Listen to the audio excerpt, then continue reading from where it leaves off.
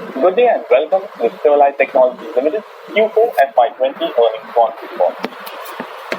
As a reminder, all participant lines will be in the listen-only mode and there will be an opportunity for you to ask questions after the presentation concludes. Should you need assistance during the call, please signal an operator by pressing star then 0 on your touchtone phone. Please note that this conference is being recorded. Along with this call, we are also running a live webcast of the presentation covering the Q4FY20 results. Investors can also download a copy of these slides from the STL website. I now hand the conference over to Mr. Pranav Kshatriya from Edelweiss Securities Limited. Thank you and over to you, sir. Thank you, Ram. Hello, everyone, and thank you for joining the call. It is a pleasure to host Sterlite Management today.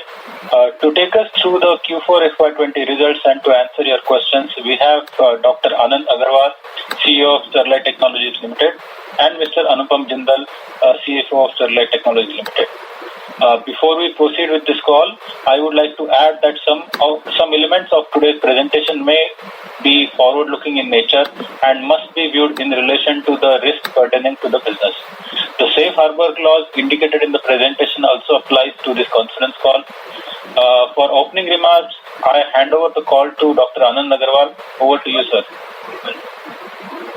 Joining the call. Thank you, Pranav. And good afternoon, everyone, and thank you for joining us for our Q4FY20 results. I would like to start my comments by giving you a quick snapshot of how this year shaped up for us. We achieved our highest ever revenues at rupees 5,154 crores and started the current year with an order book of almost more than 10,000 crores. We also sowed the seeds of future growth with the launch of the next generation of solutions. We entered into partnerships with VMware as well as IIT Madras. We acquired IDS, which is a data solutions company based out of UK, and made an investment in ASOC, which is a virtual radio access network company based out of Israel. We became the world's first integrated manufacturer of optical fiber and cable to get a certification of zero waste to landfill. And we finished the year with almost over 358 patents.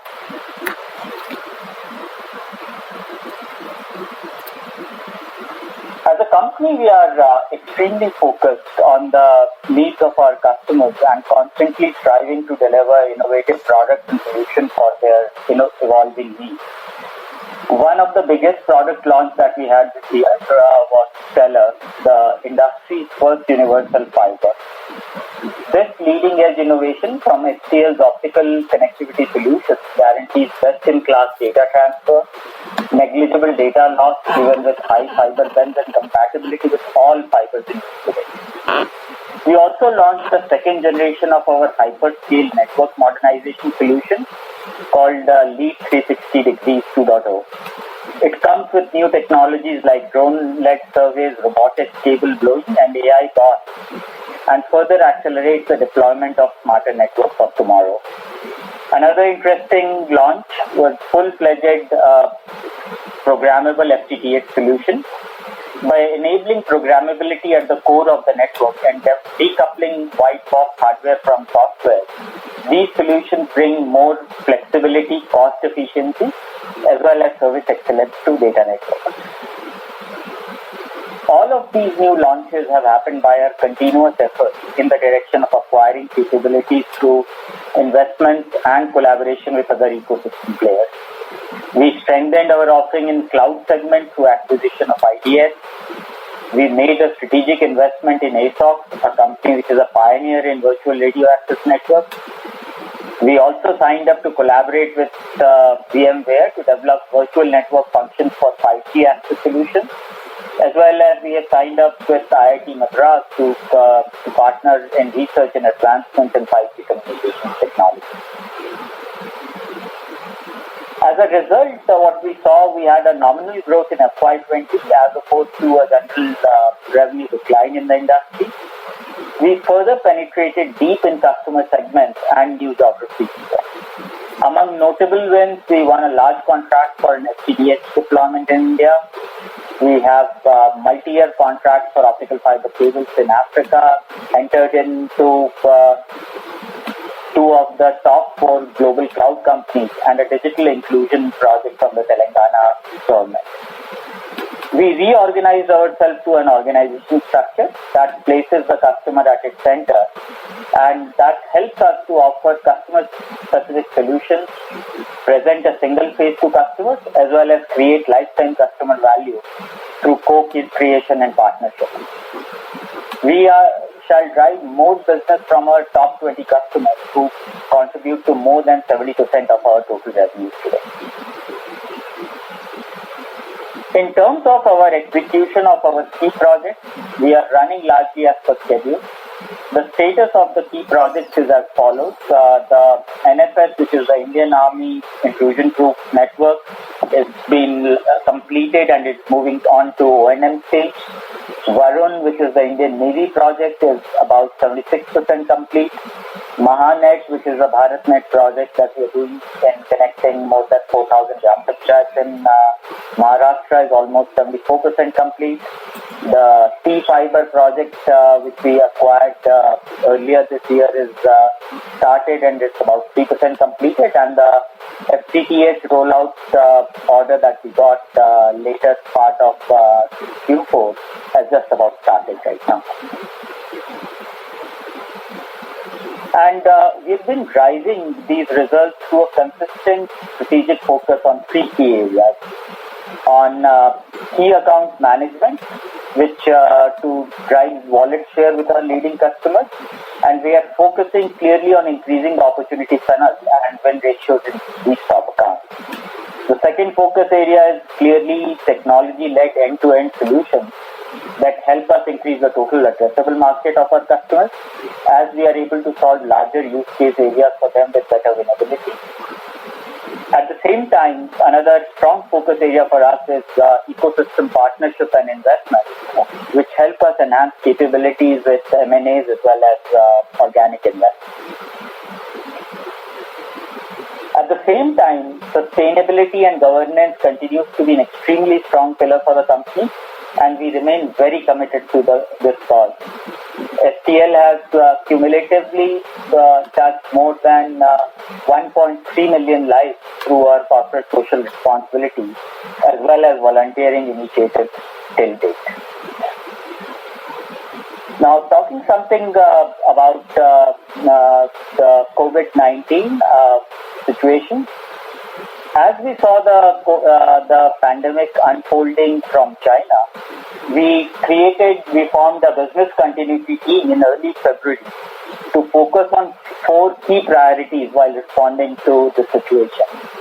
Our first priority was on employee and ecosystem safety. We were one of the first few companies to advise our employees to work from home. And in line with guidelines, we issued travel advisories, secured physical as well as digital assets, and reviewed health insurance and hospital tie-ups in case of emergency. We have an extremely strong digital capability to ensure virtual collaboration, work over cloud communication, as well as secure data transmission while working from home. The second focus has been on customer commitment fulfillment. And in these times, we are continuously in communication with our customers, and our customers have appreciated our efforts to maintain deliveries, resulting in high uptime of network, and maintaining communication with them wherever the deliveries have been impacted. The third focus area for us has been cash flow planning based on scenario analysis. We are clearly maintaining a comfortable balance of cash and cash equivalent.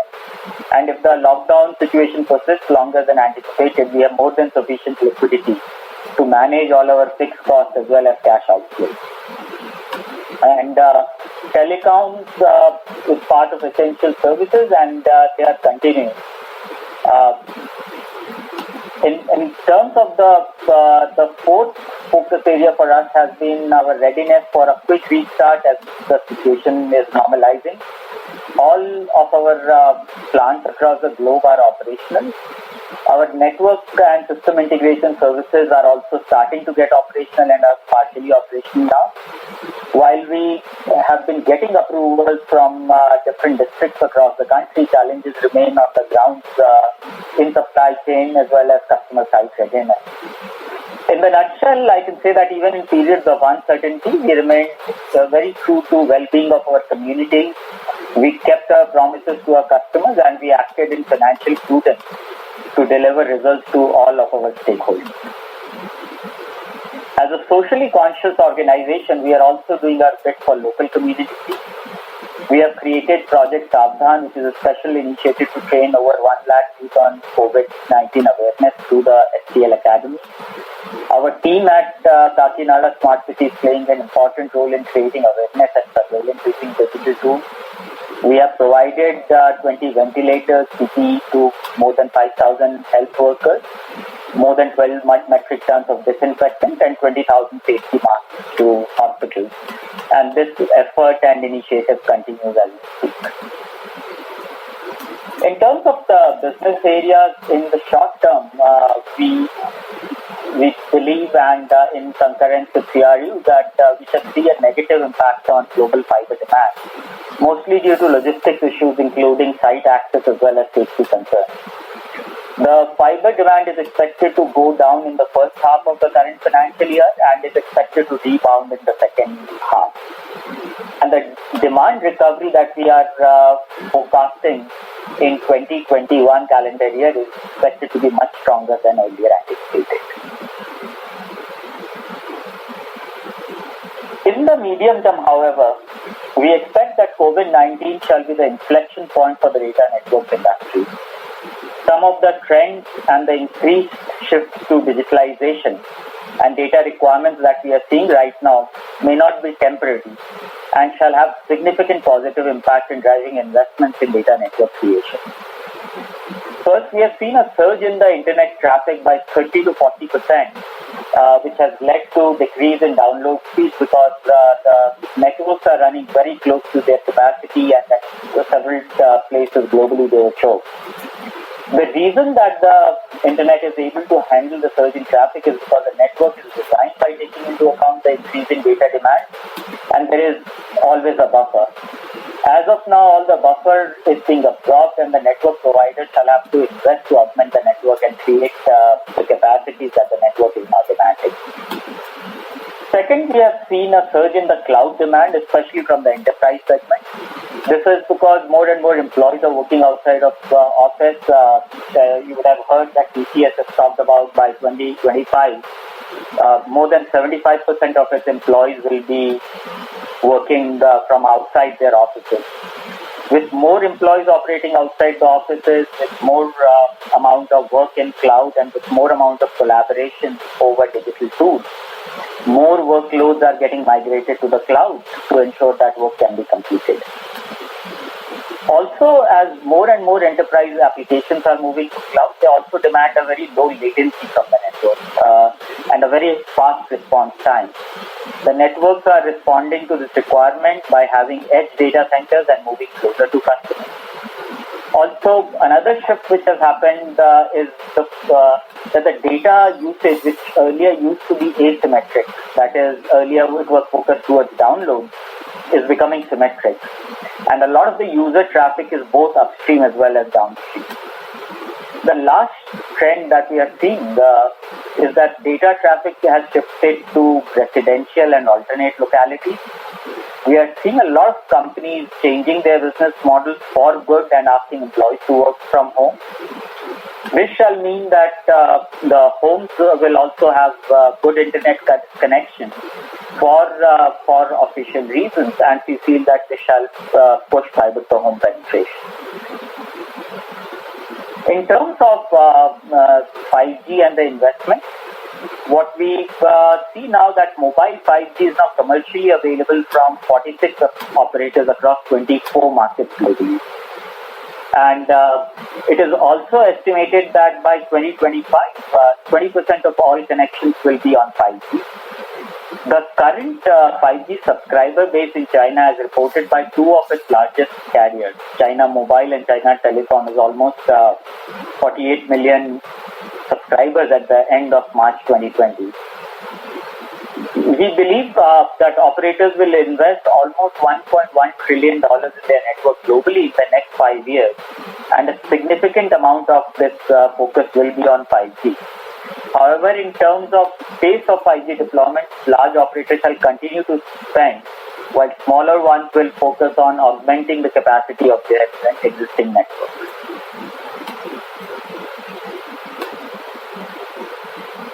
When coming to non-telco customers, we are seeing that the current shift towards digitization is pulling the investment forward in the data network.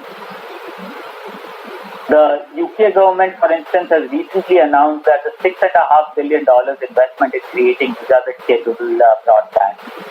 We are also seeing the cloud companies increasing their investment, seeing the massive surge in the demand. And the hyperscale capex is expected to grow at 8 to 9% every year in the next 3 years, from about $114 billion in 2019. In the anticipation of this kind of a demand by cloud segment, our acquisition of IDS in Europe and our capabilities towards building data center interconnects augurs well for us. At the same time, enterprises are also pulling forward their investments in the new age data network because of their increased reliability and speed. And the investment of Facebook in RGO will definitely accelerate the fiber to the small enterprise connectivity, as RGO aims to enable small businesses, including kirana stores all across India. Talking something about the future and why we believe it's more exciting. The investment by our customers is leading to the creation of new age data networks that are fundamentally different from previous generation of data networks. These are driven by 3 key trends. One, the first trend is we see significant network creation by telcos driven by data growth, and this will drive dense and deep fiber networks with multiple endpoints as well as low latency. The second trend that we see that other than telcos, we are seeing large-scale network creation by non-telcos. Cloud companies are driving hype.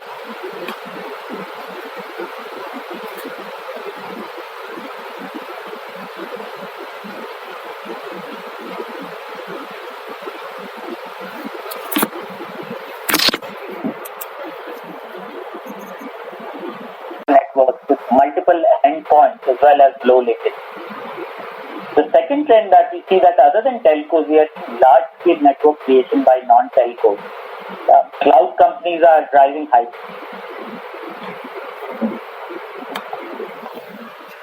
Cover from here. Sure. So STL has been reorganizing itself to make most of these trends and opportunities. And we have been working on the use cases for our 4 customer segments with the power of our portfolio of 4 offerings and towards developing 4 end-to-end solutions for our customers. These 4 solutions, which are our go-to-market approaches, bring together an integrated approach to solve customer problem statements as a whole. For instance, our first solution, which is an optical connectivity solution, this is across network topologies. We offer comprehensive optical connective solutions. This includes our entire optical product suite designed with optical fibers, cables, optical interconnects, as well as logistic solutions, all designed to work together as a combined offering for our customers. The second end-to-end solution is the fiber deployment solution.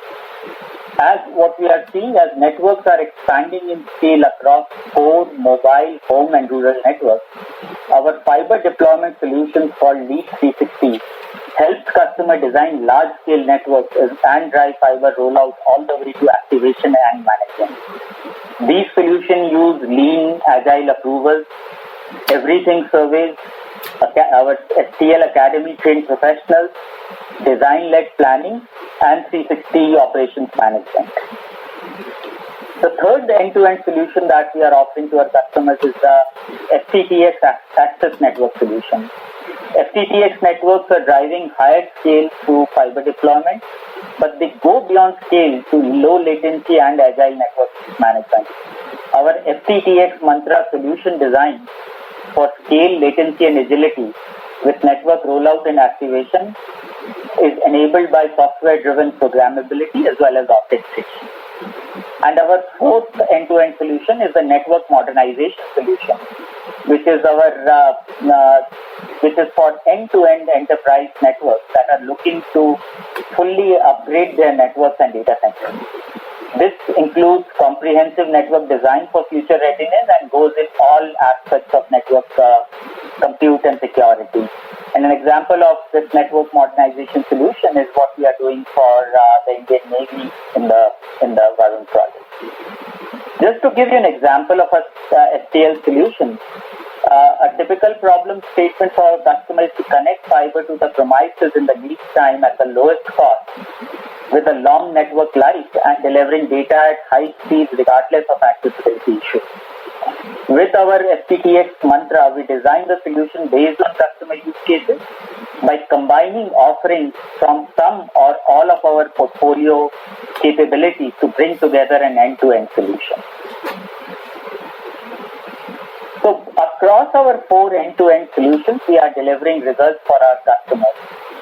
For our optical connectivity solutions, we helped a French telecom major to install a nationwide coverage of the last mile fiber network in a short span of 2 years. For our fiber deployment solution, we have connected over 4,000 villages in Maharashtra, the Mahanet solution, at a speed that is twice of what was the previous benchmark. Our FTTX mantra solutions are designed for massive network transformation, and we have been doing that for one of the leading telcos in India.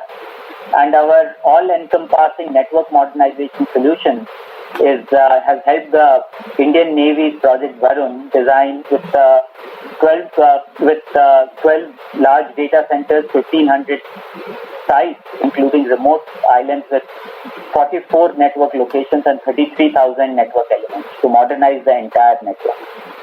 The collective power of these integrated end-to-end solutions is what is helping STL generate tremendous value for our customers and helping us increase our total addressable market. With these strategic shifts, our focus is to become the default partners of our customers for all their data and IT networking requirements with our unique integrated end-to-end solution. Now I hand over the call to Anupam to discuss the financials. Thanks, Anand, and good afternoon to everyone again. Coming to financials, we are starting the year with a stable order book of rupees 10,037 crores. Our order book is well diversified in all of our customer segments. We are also having a significant O&M order book, which shall start to yield significant revenue stream from FY23 onwards. We have a spread of order book in FY21 to the tune of approximately 4,000 crore rupees. Also on the top of it, we have an RFQ participation funnel of about 8,500 crore rupees, which shall generate a significant order flow in FY21 as well. This slide shows our annual results in terms of revenue at rupees 5,154 crore, EBITDA at rupees 1,104 crore, and profit after tax at rupees 472 crore, and ROCE at 22%. Through our E2E solution, end-to-end solution approach, we shall focus on industry-leading growth and absolute EBITDA to improve return on capital employed. We are also focusing on developing capex for optical cable for about 6 to 9 months. We shall continue to work on improving our cost position as one of the key strategic levers to improve the operating margin. We are targeting to reduce manufacturing costs and fixed costs in this regard. We are also working to improve on our interest costs. Coming to the quarterly performance, our revenue stands at rupees 1,160 crore, EBITDA at rupees 226 crore, PAT at rupees 80 crore. We estimate the negative financial impact of COVID-19 on revenue is about 170 crores. Consistent to our dividend policy, the board has recommended final dividend of 175% at rupees 3.5 per share, subject to shareholders' approval.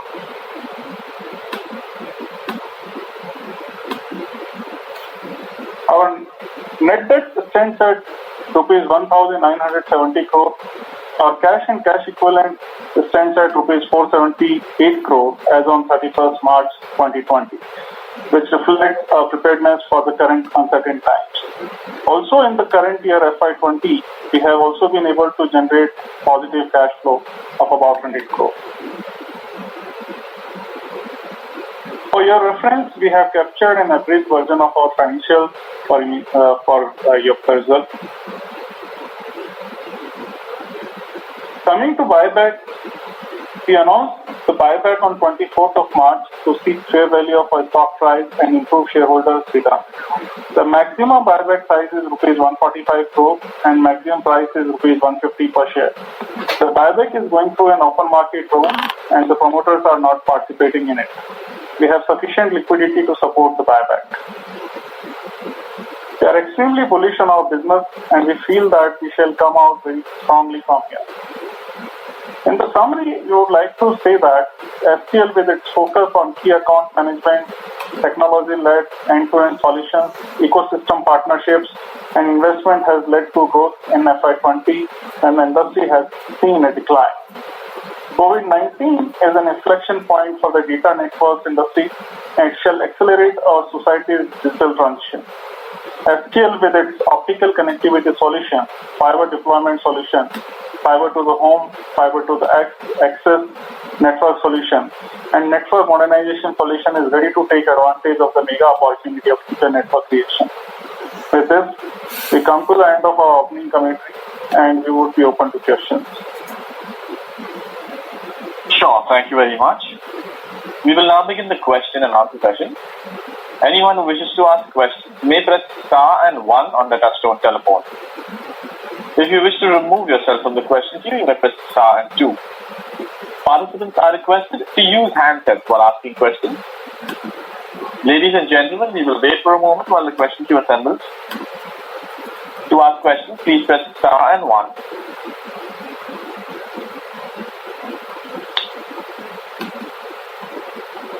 We take the first question from the line of Mukul Garg from Haitong Securities. Please go ahead.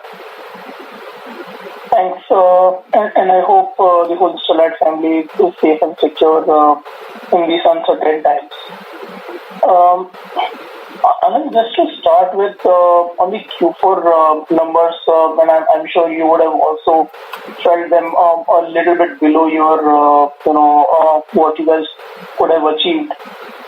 Can you just help us understand, if you exclude the 170 crore impact from the lockdown on top line, what are the other reasons for the weakness? Was this an expected range? Excluding this, your revenues dropped almost 25% from the Q4 of FY20. Yeah, sure, Mukul. Thanks for your concern and I hope and wish everyone safe at your end too.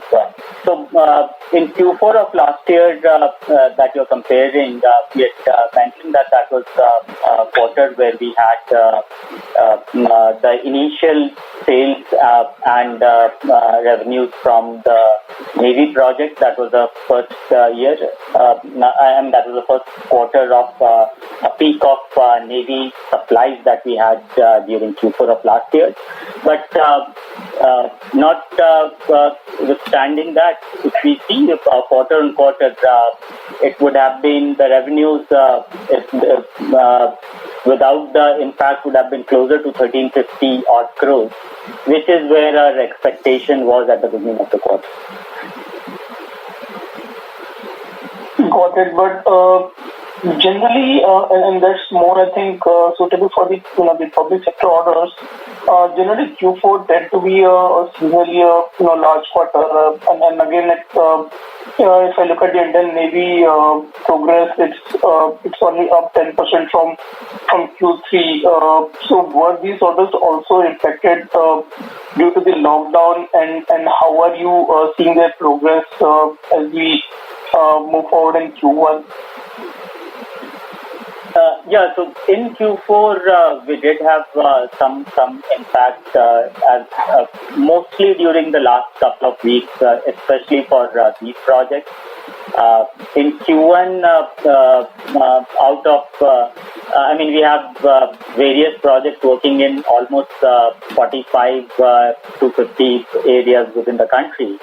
And some of these areas are in green zones and they've started operation, but we believe it will take next few weeks or so to get our projects working fully in tandem. So some of the projects are also in red zone, some are in the Navy, within the Navy premises. So I won't take Q1 as in terms of recovering back on the project level. While we are seeing the plant operations have restarted, on the project ones we are taking a bit longer, and Q1 will be in us getting us back to that normal level. Got it. And I have a few quick ones for Anupam, if that's fine. Anupam, just to start with, can you share the data on the fiber pricing and the utilization levels during last quarter on both fiber and cable?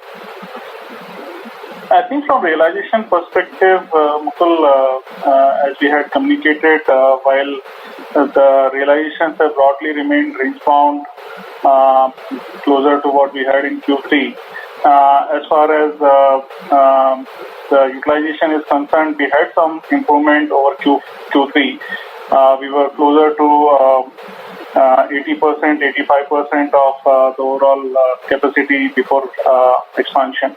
And more what we are doing, Mukul, that as more and more offerings are becoming integrated, we are finding that to the same customers, we are able to give product as a service, product as the integrated offering. And the realization is becoming less and less relevant. We are shifting our business model to integrated offering so that we can actually shift from the realization impact which we are seeing in this industry. Got it. And on the balance sheet side, quick one, the directional move in account receivables and payables, were in the opposite direction, with account receivables, moving up, on a YOY basis. Is that something which is happening because of the order on the public sector side, or there is nothing unusual in there? And also, if you can just help us give a breakup on the other financial liabilities, what portion of that is in the current maturity of long-term borrowing? Yep. So in terms of data, while we don't see anything unusual, these are in general line. We have seen slight stretch in the working capital, I would say to a large extent towards the year end because of COVID-19 situation. Last 2 weeks or so, we practically didn't have much of collection coming in, while we had some progress, but that caused some of the impact in this. In general, we saw some increase in working capital cycle, as we had also seen in the previous quarters, but broadly, there's nothing unusual. As far as the financial liabilities are concerned, there is about 50 crore of amount which is towards current liabilities in that, and which is included in the net debt position which we have shown. Understood. I have a few other questions, but I think I will get into the queue. Thanks for answering my questions. Thank you. The next question is from the line of Neerav Dalal from Maybank Kim. Please go ahead. Yeah, hi.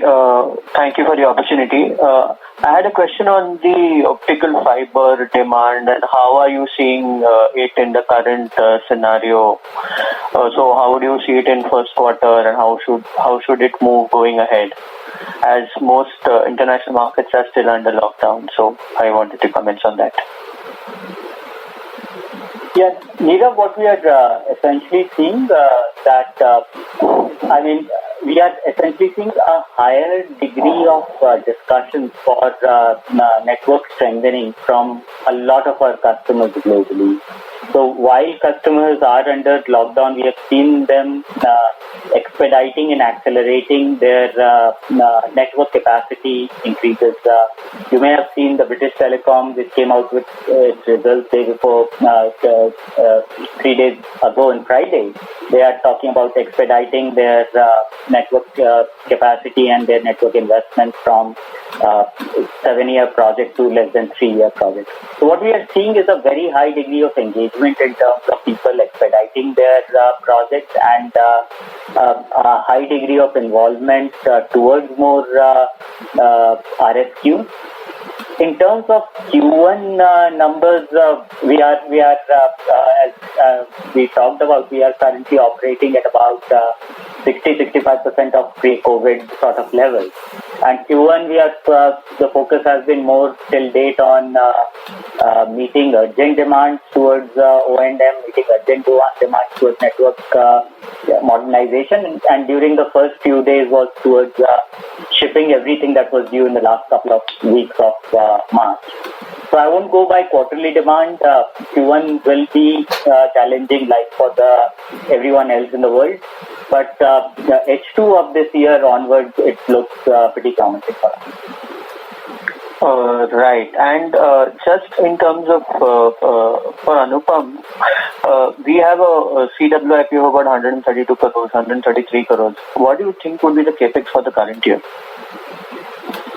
So basically, we are looking at all the commitments and capex programs which we had done, and we are optimizing that, recalibrating as we commented in the initial commentary that some of the ongoing capex on cable side particularly, we are having it in pause and we will restart that within 6 to 9 months.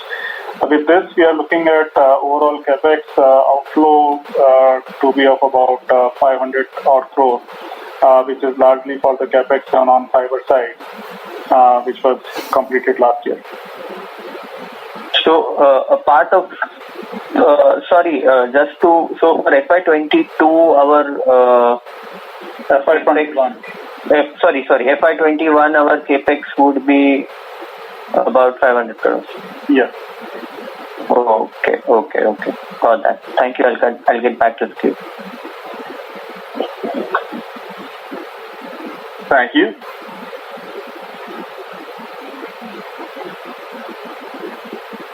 We take the next question from the line of Pritesh Chedda from Lucky Investments. Please go ahead. Yeah, sir. Thank you for the opportunity. From your slide number 27, where you have put out the order book spread, this 4,000 crore of order book spread for FY21, does it largely includes the service or the project execution? It also generally includes the fiber deliveries also, or a cable delivery part also in this 4,000 crore? So it includes both. So broad order book breakup is about 4,000 crores of projects, about 4,000 crores of fiber and cable, and about 2,000 crores of O&M. So the 4,000 that we have for FY21 includes everything. Okay. My second question is on the net debt side. So what should be the net debt likely next year in FY22 post the execution that you do and the capex that you spend for FY21? Yes, so the focus will be towards net debt, total net debt reduction, and as Anupam said, the capex part, since we have postponed the cable capex, the cash flows we will continue to review throughout the next few months. And the focus will be for us in totality to look at both debt equity ratio below 1 and seeing that the net debt numbers are put at close to current levels. Okay. And on the execution that flowed in quarter 3 and quarter 4, does the lower prices on fiber now are a part of your margins, what we see in quarter 3, quarter 4, or your EBITDA, what we see in quarter 3, quarter 4, or they're yet to flow in terms of lower prices? As we have been maintaining our bare fiber sales, just where we sell fiber only to customers, it's a very small percentage of our total revenue. It's less than 9-10%, and that's why when we say that the fiber numbers have come closer to $6 or so, it does not impact the company in terms of its total revenues or EBITDA to that extent what it used to do 3-4 years ago. So whatever we are seeing, the margins are a reflection of the current business. The margin ratios are shifting based on as we move more and more towards from selling components towards selling solutions. Okay, and lastly, sir, what would be the execution or the utilization of your assets in FY20 on fiber and cable? Annual utilization of assets? Annual on fiber, fiber side, if we see at 50 million run rate, it would be close to 60% or so, very close, similar to what we did in FY19. So basically, 100%. Side, I think we were. So it's 100% on the non-expanded side, right? 30 million FKM, it's 100%. Yeah, it will be slightly lesser. I think we did last year also we did 27, 28. It will be something like that. Yeah, so on a non-expanded side, it will be almost 90-95%. And on cable? On the cable side of 18 million, I think we did between 80 to 85%. This is also non-expanded, right? Yeah, cable we have not expanded, and that's the capex that we target for it. In the expanded capacity from 30 to whatever first phase that you have expanded in fiber, the costs associated with those capacities have started flowing in the second half of FY20 that we see, right? In terms of OPEX or depreciation or... Okay. We've done the full expansion there. So 30 to 50 has fully happened. So the depreciation, etc., is for the full capacity. So then what explains the 500 crore capex next year towards fiber again? 500 crore is the total capex, and some of the cash flows are deferred in terms of how we do supplier agreements as well as what goes post commissioning. A significant part of the structure is with post commissioning areas, and 500 is not fully for fiber. 500 is for capex that we are planning to incur. As we shift the cable part, some part of the capex will also shift outward from 21 to 20. No, actually I didn't understand. Initially you said that the cable capex is postponed by whatever 6-8 months. So I am assuming that cable capex is now next year. You are spending 500 crores, which is on maybe part on maintenance capex and part would be on this 30 to 50 fiber, right? That's how you're putting. So right now it includes all the three. It includes sustainable capex, it includes the fiber capex, and it includes some amount of spending that we would do for the cable also, because 6 to 9 months means fully by March 21. So that's what we have included it on all in totality. The cable part of the capex we will keep reviewing over the next few weeks and months, and as that differs, the 500 number might change. Okay. Thank you very much, sir. Sure. Thank you.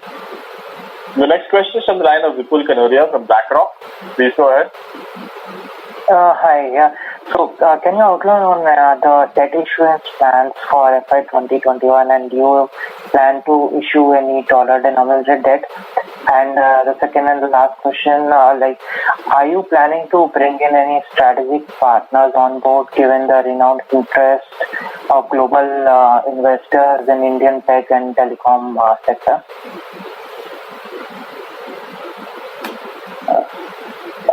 On the debt side, currently there isn't any plan of adding any dollar-denominated debt, at least in consideration. All our both receivables and as well as payables, we convert it and hedge it fully to rupees. So we don't, at least currently there is no plan.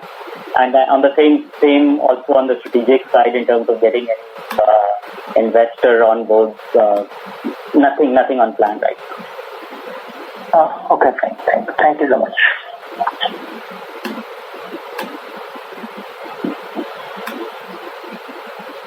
Thank you. The next question is from the line of Harshit Patel from Q4FY20 Securities. Please go ahead. Thank you very much, sir, for the opportunity. Sir, the first one would be a bookkeeping question. Could you give a revenue breakup between products and services in the last quarter?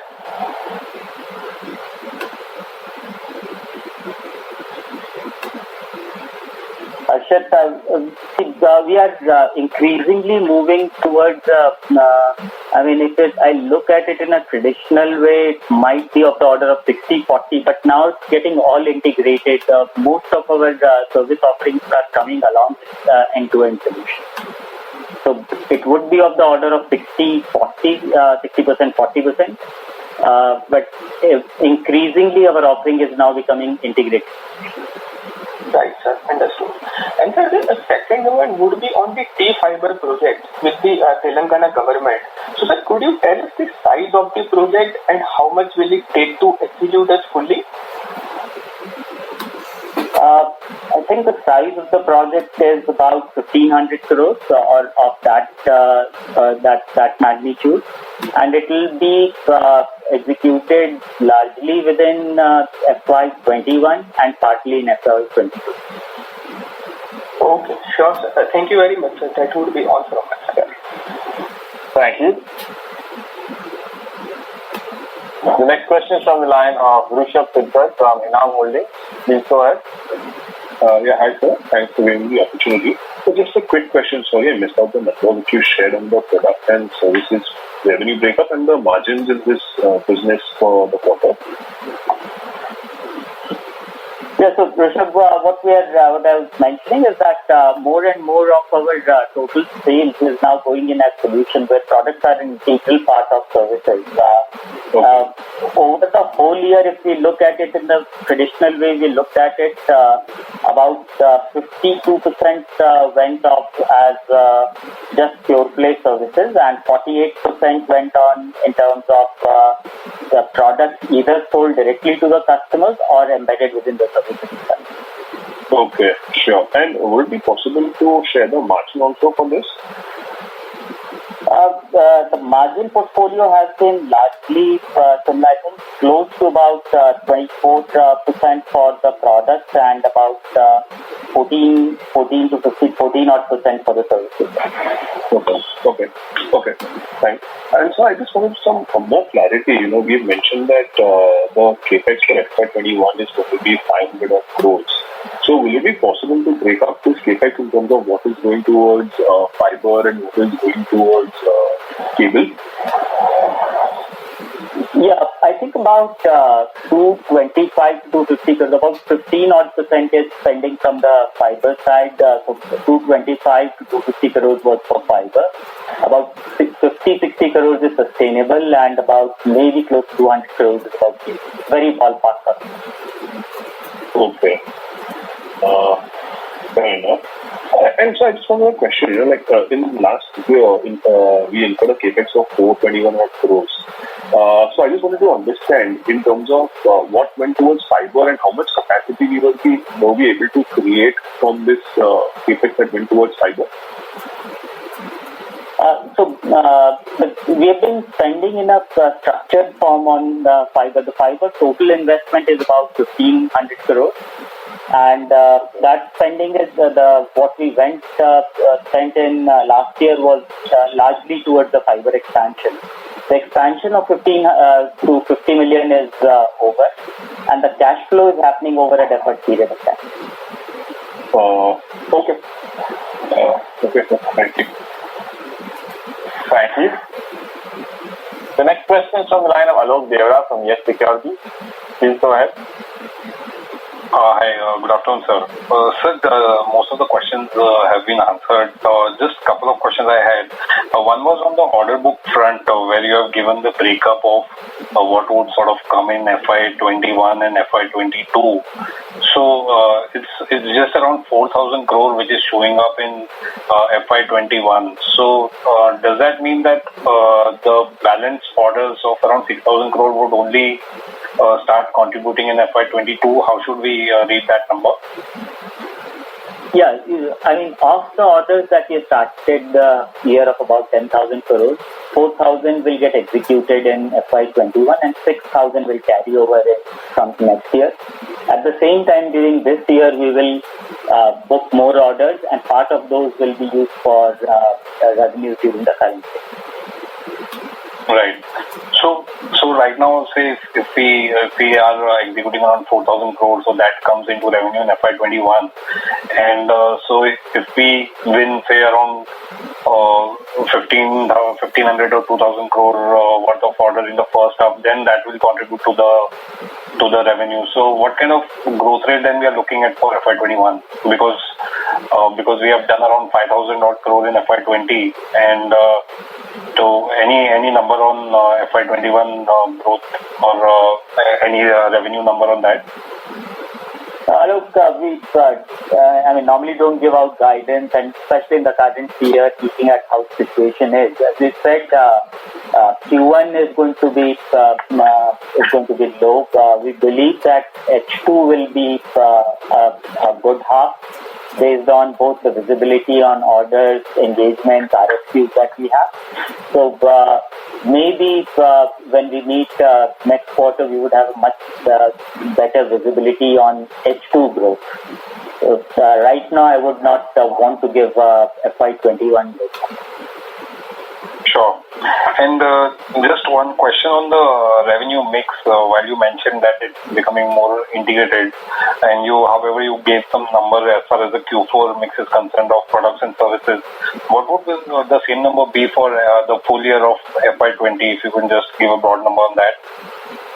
Yeah, the full year, as I said, the number is about 52% in services, the way we used to look at earlier, 48% for the products. Okay. And just one last question. This 8,500 crore RFQ which you mentioned, so that's largely towards the services, or it's towards the products, or how is the mix like, if you can just broadly indicate that? Again, most of the new RFQs that we are participating in is an integrated solution. Even when we are doing just products, it's a product mix as a full solution. So more and more of our offerings are being in form of the four solutions that we highlighted during the presentation. It includes for the current year as well as multiple years moving forward. Okay. Just one last question, if I may. So you mentioned about the margin profile of around 24% in products and around 14% in services. So when we mention integrated solutions, then should we consider around 18-19% sort of blended margin profile? Yeah, it's something like that. It will be closer towards 18 odd percent. All right. That's all from my side. Thank you so much, sir. Thanks. Thank you. The next question is from the line of Ravi Mehta from Deep Financial. Please go ahead. Hi. Thanks for the opportunity. Most of the questions are answered. Just one small clarification. When 20-25% of the order book is O&M, which usually staggers over a period of 5 to 7 years, then was just getting a sense that the expected top line what you shared on the presentation, it can't be 4 and 6, right? So can you highlight that? No, we are not talking about top lines, Ravi. We just gave a color on the order book timelines of execution for the. You are absolutely right that the O&M part will actually start kicking in from largely from some part of will kick in FY21, but largely it will be from FY22 and 23 onwards. So about 4,000 crores of the 10,000 crores will get executed in FY21. About the other 4 will get largely executed within FY22. The other 2,000 crores will go over a period of 7 to 8 years. And this is just to provide a perspective that we are now starting to have a sizable O&M revenue chunk, which kind of starts creating an annuity sort of a cash flow over the next 8-10 years. Since we started with this service segment a while back, so there is no O&M at the moment in our numbers. No, the NSS project, as you said, has just moved into O&M, so it's not significant. FY21 would have some numbers, and 22 onwards it starts becoming more and more relevant.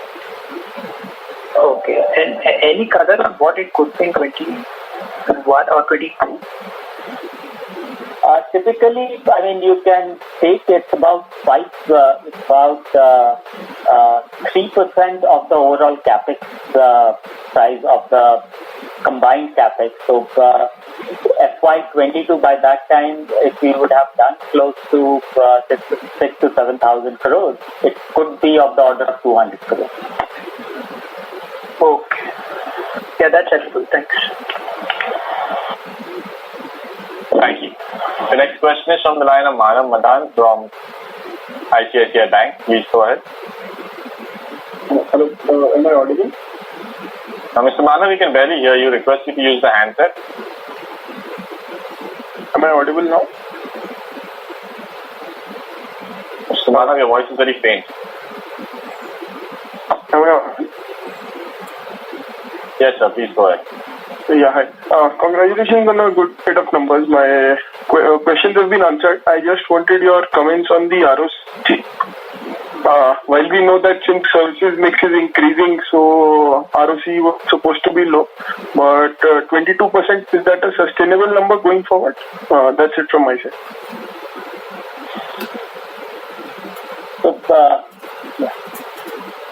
Yeah, so in terms of the ROC, we believe that as we start getting more utilization of the capacity, particularly from second half onwards, and we see more of revenue coming in, we believe that ROC can improve. But yeah, from our perspective, 20-22% is definitely sustainable. Thank you. Thank you. The next question is from the line of Shikha Mehta from Equity Capital. Please go ahead. So I just have a couple of questions. The 4,000 crore that we've spoken about in FY21, could you give a breakup of product and service for that? Shikha, we have converted all the way we look at the businesses in the integrated solutions offering. We are just not neither looking at it nor calculating the numbers anymore. All right. So what percentage of the order book would be coming from the government? I think Bharat, the only order books from BharatNet, etc., would be the Telangana, etc. Close to about 20% would be the BharatNet kind of project. And what kind of payment cycles do we have when it comes to the government? Like what's the working capital? So, Shikha, I can address that. Broadly, we have, not from the government, but overall in the services business, overall we have a net working capital of about 120 days. And broadly, across the spectrum of the customers, we are seeing that we are able to broadly manage this. This is by design. We are seeing that between 100 to 120 days of working capital, net working capital, we need to manage. And broadly, we are able to move in that direction. So we are not really differentiating between customer to customer. As far as even the government or the public enterprises are also concerned, we have been able to do the work and collect money on reasonable time. And so could you give some update on cycles? Because I think the auction is also going to be getting delayed. So what is our view on that? So our focus, Shikha, is that India currently requires even the 4G overall outlay to be strengthened. Only about 30% of the towers are connected with fiber, and they are on We believe the focus that we are seeing from most of the Indian ecosystem is towards strengthening the 4G, leveraging the spectrum that they have. And 5G is nobody is in a hurry, at least in the Indian ecosystem, to 5G. So the focus areas are from the incumbent telcos is towards 4G strengthening, as well as fiber to the home and enterprise. And from the government side is focused more and more towards broadband. So real 5G in some terms of some investments will happen only in 2022 calendar from our estimates. All right, so thank you. Thank you very much. We'll take that as the last question. I would now like to hand the conference back to the management team for closing comments. Sure. So I would like to thank everyone for attending this call and for showing interest in our company, and I hope that we were able to address and clarify all your queries and comments. For any further questions and discussions, you can feel free to contact our investor relations team, which includes myself and Anupam, and we really look forward to continuing the conversations with you in the future. Thank you. Thank you very much.